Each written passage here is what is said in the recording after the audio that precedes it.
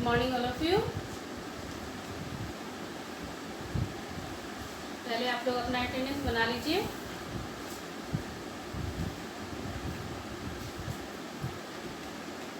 आज फ्राइडे है और आज व्याकरण है।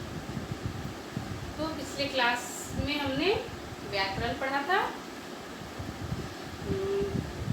क्रिया पढ़ा था, व्याकरण में क्रिया पढ़ा था। ठीक है, तो क्रिया क्या है?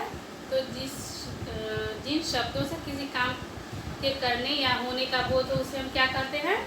क्रिया कहते हैं। तो जैसे राम दौड़ता है, तो यहाँ किस की क्रिया हो रही है?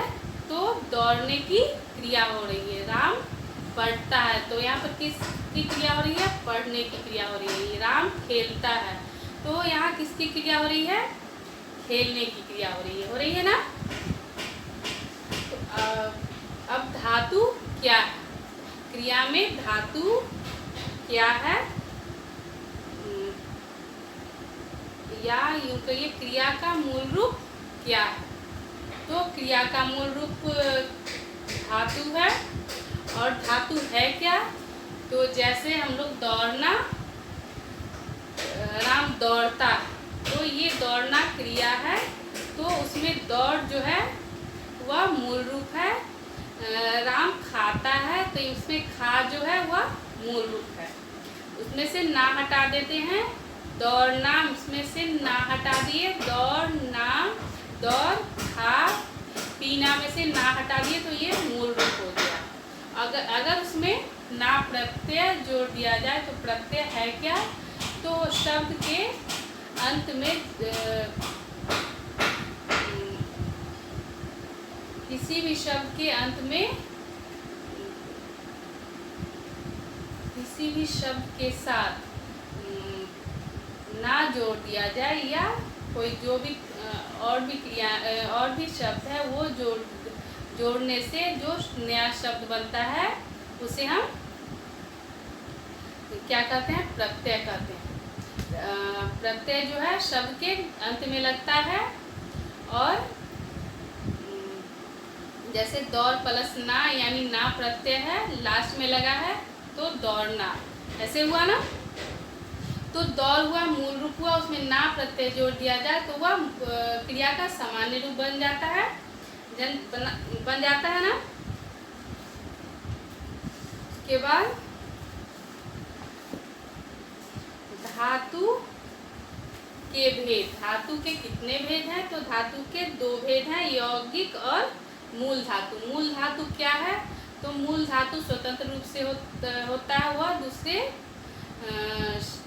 शब्दों पे आश्रित नहीं होता है, वह दूसरे शब्दों की सहायता नहीं लेता है। जैसे दौड़, हंस, रो, ये सब किसी दूसरे शब्द की सहायता, वो अक्षर की सहायता या शब्द की सहायता नहीं लेता है। ठीक है, मूल शब्द में दौड़, पी, खा, हंस, रो, ये सब मूल शब्द हुआ। ठीक है। और यौगिक शब्द क्या है? तो ऐसा करने पे क्रियाएं अकर्मक से सकर्मक और प्रेरणार्थक बनती है। ये क्रियाएं दूसरे प्रत्यय के योग से बनता है। ठीक है।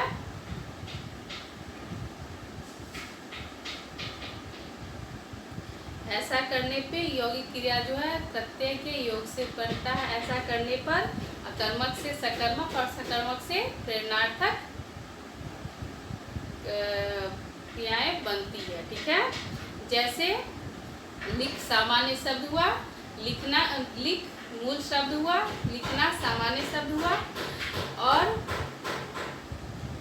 लिखवाना, ये क्या हुआ? लिखवाना, ये प्रेरणार्थक क्रियाएं हुआ ना। तो प्रेरणार्थक क्रिया, पिछले क्लास में हमने प्रेरणार्थक क्रिया पढ़ा था, जो करता या काम करने वाला खुद काम ना करके दूसरे से वह काम को करवाता है, उसे हम प्रेरणार्थक क्रिया कहते हैं। या दूसरे को प्रेरणा देता है उस काम को करने के लिए, उसे हम क्या कहते हैं? प्रेरणार्थक क्रिया कहते हैं। प्रेरणार्थक क्रिया है क्या? तो प्रेरणार्थक जैसे सोनू कलम उठाना, यानी वह खुद उस काम को खुद को प्रेरित करता है, खुद को प्रेरणा देता है कि वह खुद से वो काम करेगा।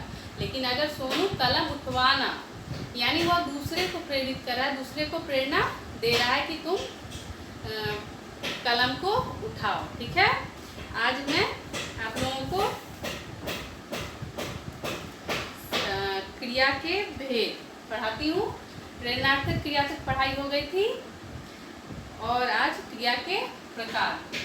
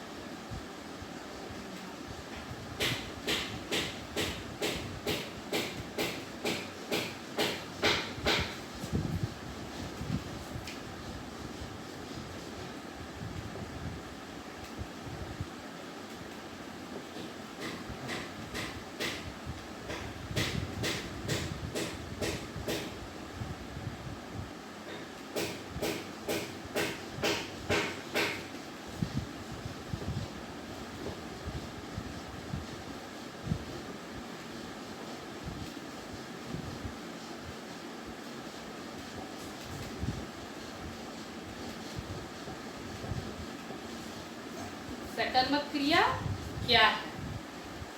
तो जिस शब्द के साथ, जिस वाक्य के साथ कर्म जुड़ा होता है, जिस वाक्य के साथ शब्द नहीं कर्म जुड़ा होता है, उसे हम सकर्मक क्रिया कहते हैं। सकर्मक स का मतलब साथ और कर्म तो यहाँ है ही।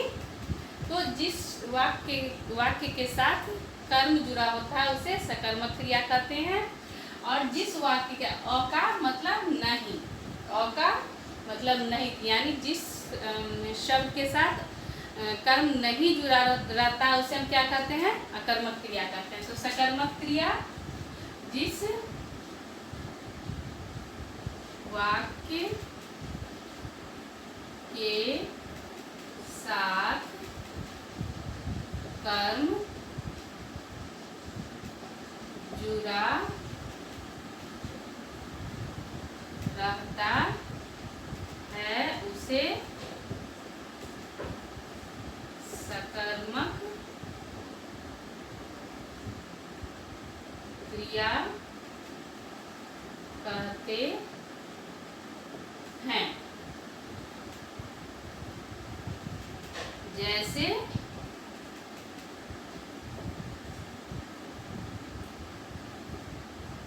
राम फल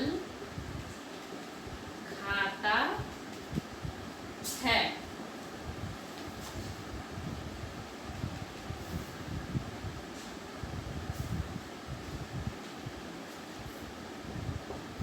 राम पुस्तक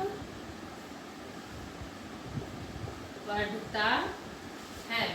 क्या सकर्मक क्रिया? जिस वाक्य के साथ कर्म जुड़ा रहता है उसे हम सकर्मक क्रिया कहते हैं। कर्म जुड़ा रहता है यानी इस वाक्य में कर्म क्या है? ठीक है, तो राम फल खाता है, यानी खाना यहाँ पे क्या हो गया? खाना क्रिया हुआ ना, यहाँ पे खाना क्रिया हुआ।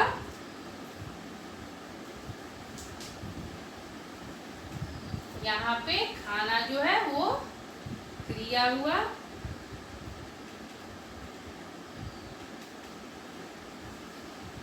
और क्या खाता है? आप क्वेश्चन पूछोगे क्या खाता है? राम जो है वह खाता है, तो क्या खाता है? तो वह फल खाता है, यानी कर्म यहाँ पे फल हो गया और राम जो है वह क्या हो गया? कर्म।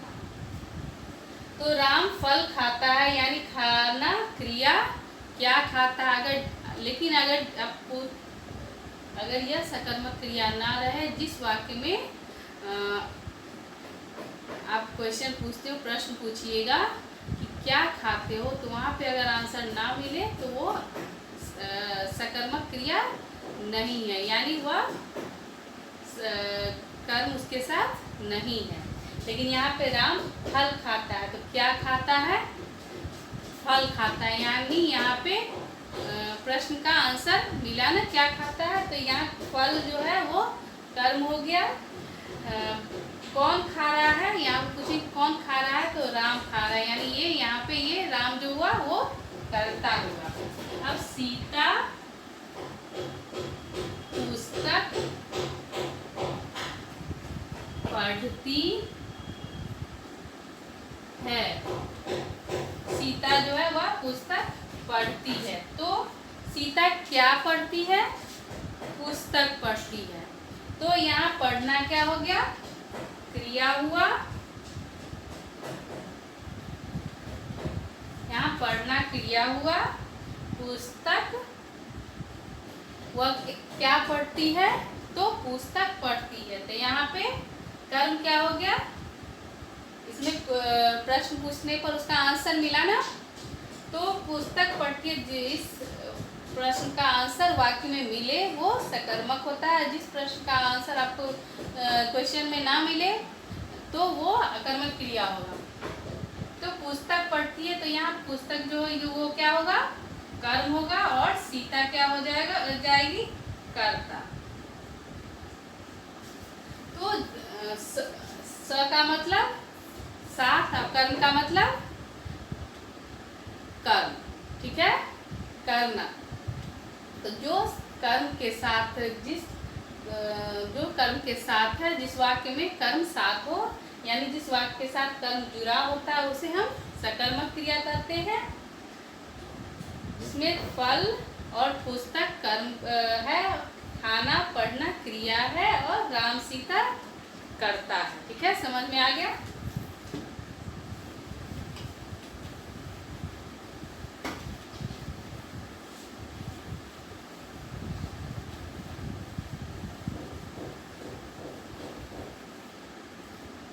अकर्मक क्रिया।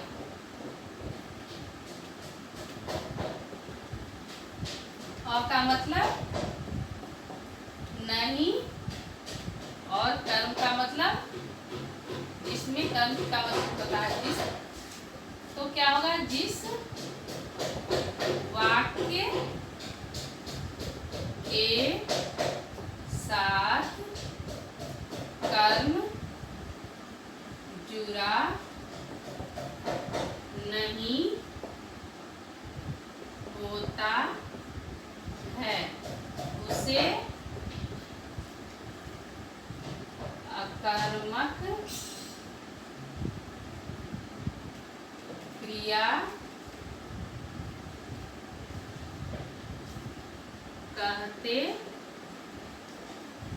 हैं।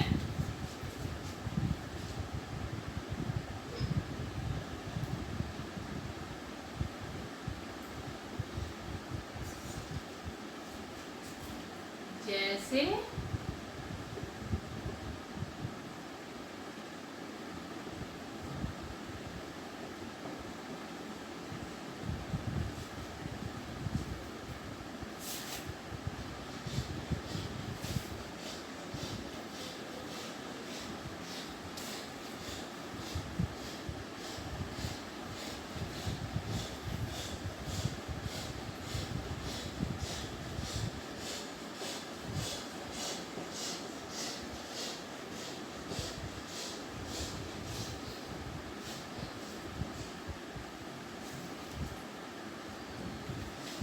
जिस वाक्य के साथ कर्म जुड़ा नहीं होता है उसे हम क्या कहते हैं?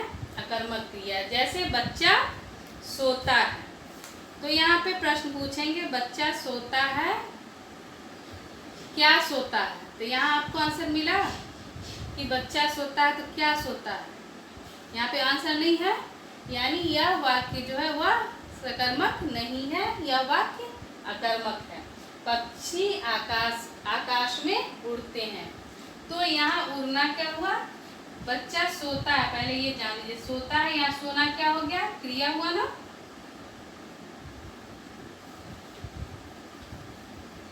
यहाँ सोना क्रिया हुआ, तो क्या सोता है, तो यहाँ पे तो आप लोग बोलिएगा क्या सोता है, बच्चा सोता है, तो नहीं, यहाँ पे कौन सोता है, तो यहाँ पर आंसर होगा बच्चा सोता है। क्या सोता है, ये आंसर ये क्वेश्चन नहीं हो, क्या तो बच्चा सोता है, ये आंसर नहीं होगा। कौन सोता है, तो बच्चा सोता है, यानी ये यहाँ पे बच्चा जो हुआ वो क्या हुआ, कर्ता हुआ। कौन सोता है, तो बच्चा सोता है। क्या सोता है, ये आंसर मतलब क्वेश्चन का आंसर ये नहीं है कि बच्चा सोता है। इस प्रश्न का आंसर है बच्चा सोता है, यानी कौन सोता है, तो बच्चा सोता है। क्या सोता है, बच्चा सोता है, ये नहीं होगा, ठीक है। यानी बच्चा यहाँ पे क्रिया हुआ, यहाँ कर्म इसमें नहीं है, यानी यह अकर्मक क्रिया है और सोना क्रिया है, ठीक है। पक्षी आकाश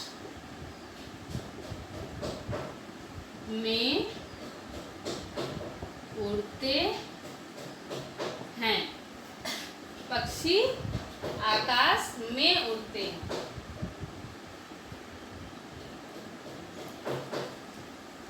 तो इसमें उड़ना क्या हुआ, क्रिया हुआ। यहाँ उड़ना क्या हुआ,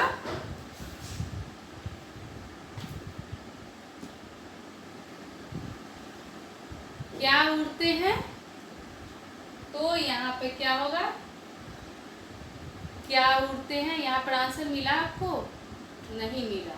यहाँ पे क्या उड़ते हैं, तो आप लोग बोलिएगा पक्षी उड़ते हैं। तो मैं यहाँ बताई हूँ, बच्चा सोता है, तो क्या सोता है, कौन सोता है। यहाँ ये नहीं है कि बच्चा क्या सोता है, तो बच्चा सोता है, नहीं, कौन सोता है, तो बच्चा सोता है। इसी तरह यहाँ पे पक्षी आकाश में उड़ते हैं, तो कौन उड़ते हैं, तो पक्षी उड़ते हैं।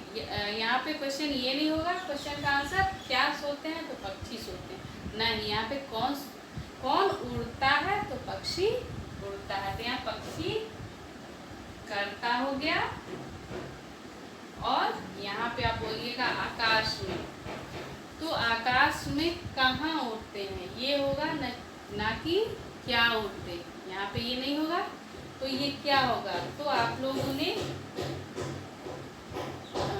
कारक पढ़ा है ना। कारक मैं अगले क्लास में फिर पढ़ा दूंगी, लेकिन आप इससे पहले आपने कारक पढ़ा है। तो कारक में चिन्ह होता है, कर्ता ने कर्म को करण से अधिकरण में पर ये होता है ना। तो यहाँ आकाश में, तो यहाँ पे ये कौन सा ये हुआ, कारक चिन्ह हुआ, ये आकाश में, यानी अधिकरण कारक।